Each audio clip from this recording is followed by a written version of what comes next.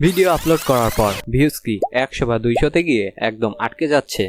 আপনি হয়তো ভাবছেন আপনার কন্টেন্ট খারাপ কিংবা আপনার থাম্বনেল সুন্দর নয়, কিন্তু আসল সত্যিটা হলো সমস্যা আপনার কন্টেন্টে নয়, সমস্যা ইউটিউব স্টুডিওর ভিতরে এমন একটি ডিফল্ট সেটিংস যা আপনার অজান্তে অন হয়ে আছে। এই একটি ভুলের কারণে ইউটিউব অ্যালগোরিদম আপনার ভিডিও ভুল অডিয়েন্সের কাছে পাঠায়, যার ফলে আপনার সিটিআর ড্রপ করে এবং ভিউজ চিরকালের জন্য থেমে যায়। আজকের ভিডিওতে আমি আপনাকে লাইভ দেখাবো ঠিক কোন সেটিং চেঞ্জ করলে আপনার ডেড চ্যানেলও রকেটের গতিতে বুস্ট পাবে। No complicated theories, just the exact tricks. চলুন স্ক্রিনে যাওয়া যাক। ইউটিউব আপনার ভিডিওকে 3টি স্টেপে টেস্ট করে। প্রথম স্টেপ, মাইক্রো টেস্টিং। আপলোডের পরপরে ইউটিউব আপনার ভিডিওটি পাঠায় আপনার সাবস্ক্রাইবারদের কাছে। এটা ইউটিউবের জন্য একটি ট্রাস্ট টেস্ট, কিন্তু এখানেই ঘটে সেই ভয়াবহ সাবস্ক্রাইবার নোটিফিকেশন ট্র্যাপ। আপনার চ্যানেলের পুরনো ডেড সাবস্ক্রাইবাররা যখন ভিডিওটি দেখে ক্লিক করে না, তখন অ্যালগোরিদম একটি ভুল সিগন্যাল পায়। অ্যালগোরিদম মনে করে আপনার ভিডিও বোরিং, আর এখানেই ভিডিওর ভিউজ চিরতরে ডেড হয়ে যায়। এরপর আসে দ্বিতীয় ধাপ, সেকেন্ডারি এক্সপেনশন।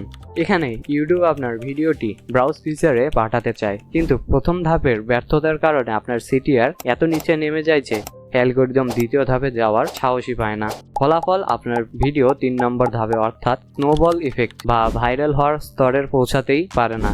ভিডিওটির ভাগ সেখানেই সিলোগালা হয়ে যায়। কিন্তু এই সেটিংসটি অফ করার আগে আপনাকে একটি মারাত্মক ভুল এড়াতে হবে, যা করলে আপনার চ্যানেল চিরতরে ডিলিট হয়ে যেতে পারে।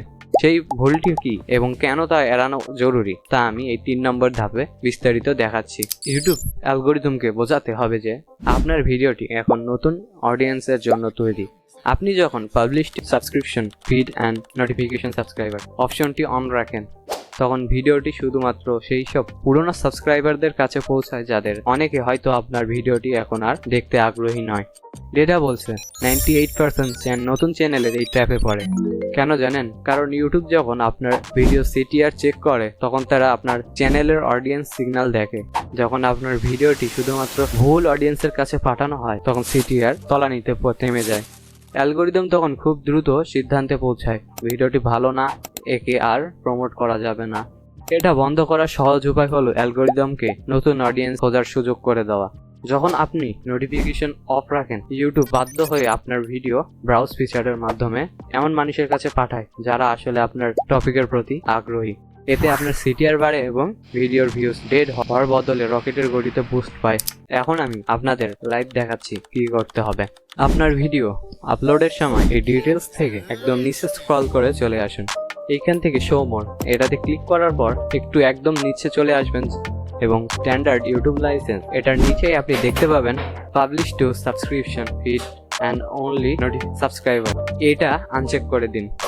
বিশ্বাস করুন, এটি করার পর ইউটিউব বাধ্য হবে আপনার ডেড সাবস্ক্রাইবারদের ইগনোর করে হোম পেজ ব্রাউজার ফিচারের মাধ্যমে নতুন অডিয়েন্স খুঁজে বের করতে। এটি আপনার ভিডিওর শুরুর দিকের সিটিআর রক্ষা করবে এবং আপনার ভিডিওকে সেই 3 নম্বর শোবল স্টেপে নিয়ে যাবে। এখন আপনার স্টুডিওর সেটিংস তো ঠিক হলো, কিন্তু আপনি যদি এই সেটিংস ছাড়াও ইউটিউব স্টুডিওকে একদম ভুলভাবে ব্যবহার করেন, তখন কি হবে?